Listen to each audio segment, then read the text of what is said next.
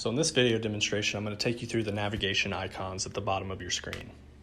So once you click into an order, we see all of our order details. This first tab is general information.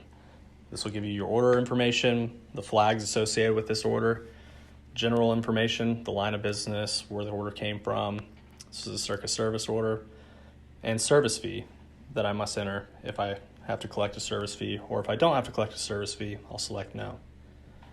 So up at the top, we want to be mindful of flags. There are many flags that could appear on an order, so it's important to pay attention to them. 3 that are highlighted in this demonstration are must collect a service fee, a possible water leak, or a customer requested time frame. All these should be notified back to the in-office staff. On our next tab, this is our services. This will show what we're going to do for the day. So here, we've got a water heater, diagnostic, and a description.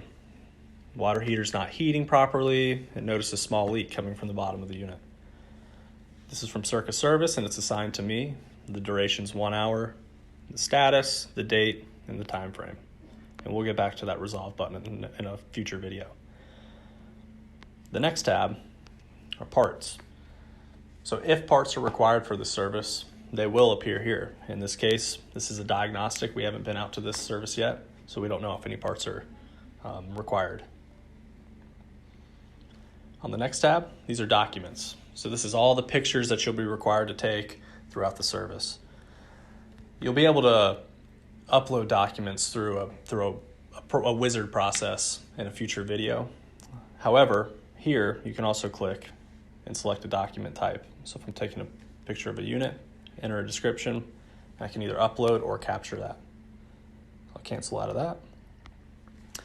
And over here are notes. We want to be especially mindful of these notes. Sometimes we'll have to look out for a client service fee amount. Sometimes the customer provides alternate contact information that will be added here in the notes. And any other special instructions that we need to be aware of will be included in these notes. Thanks.